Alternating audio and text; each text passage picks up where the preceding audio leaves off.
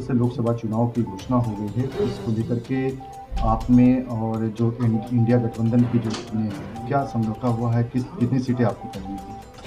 देखिए, हम India alliance का हिस्सा हैं और कांग्रेस ने जिस प्रकार से इंडिया अलायंस को बनाया है, अभी सीटों की चर्चा के लिए हमें निमंत्रण नहीं मिला है।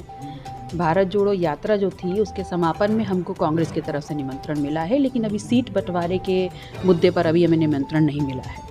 तो क्या लगता है कितनी सीट आप लोग मांग कर रहे हैं इंडिया गठबंधन? नहीं, हमारा उद्देश्य, हमारी पार्टी का, अपना दल का उद्देश्य है इस गठबंधन को मजबूती देना, और सीटों की संख्या ये हमारे लिए कभी भी अहम नहीं रही। अच्छा, आपके भी चुनाव लड़ने की चर्चा है लोकसभा के लिए, तो कहाँ से आप ताल ठोकेंगे? चर्चा ऐसी है कि आप मिर्ज़ापुर से भी ताल ठोक सकते हैं।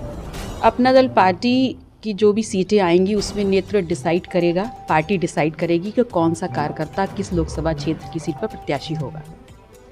मैम, बात अगर करें इंडिया गठबंधन की, तो गठबंधन की बांधें धीरे धीरे टूटती नजर आ रही हैं। अभी हाल ही में बनारस के ही पूर्व सांसद रहे राजेश मिश्रा कांग्रेस छोड़ करके भाजपा में गए। उनके जाने के बाद से लगातार कई सारे नेता छोड़ करके कांग्रेस का साथ जा रहे हैं। तो ऐसे में नहीं लगता है कि आगामी जो लोकसभा चुनाव है उस पर असर दिखाई पड़ेगा? देखिए, जो इंडिया गठबंधन में हम जितनी भी पार्टियां शामिल हैं, सबका उद्देश्य है बड़ी मजबूती से इंडिया गठबंधन को हर छोर पर मजबूती देते अपने प्रत्याशियों को जिताना। और जहां तक ये चुनाव का माहौल है, लोगों का आना और जाना ये सामान्य घटनाक्रम होता है। हम जितने भी लोग मौजूद हैं, संख्या कम हो या ज़्यादा हो, हम सभी का उद्देश्य है अपने गठबंधन को मजबूती देना और अधिक से अधिक अपने प्रत्याशियों को जिता करके उच्च सदन में पहुँचाना।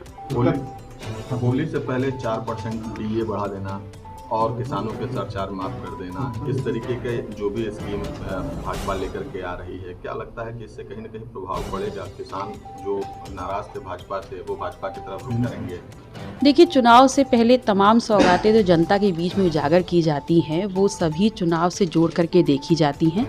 लेकिन मुझे ऐसा लगता है कि विपक्ष हो या सत्ता पक्ष, जिन मुद्दों के आधार पर चुनाव में उतरता है, जनता उससे अपने आप को कनेक्ट करती है और उस आधार पर वोट देती है।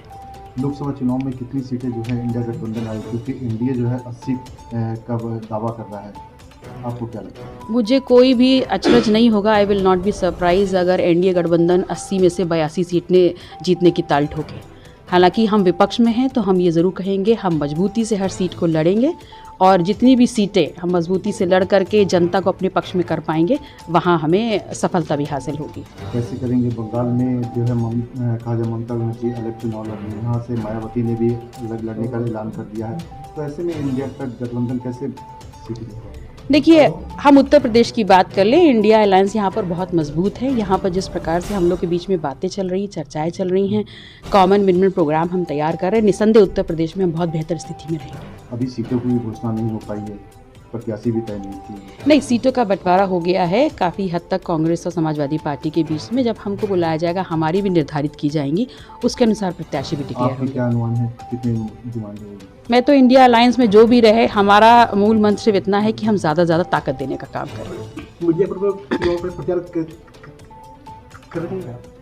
बिल्कुल, अगर मुझे ये मौका दिया जाएगा, जिम्मेदारी दी जाएगी, तो क्यों नहीं प्रचार करेंगे, बिल्कुल करेंगे। बाबा रामदेव जैसे हस्ती आकर के मंच पर, मीडिया के मंच पर बीजेपी का प्रचार करते हैं, तो क्या लगता है कि इससे कोई फर्क पड़ेगा? मुझे फ़र्क इस बात से पड़ता है कि हम किन मुद्दों को लेकर के इंडिया अलायंस को मजबूत करेंगे।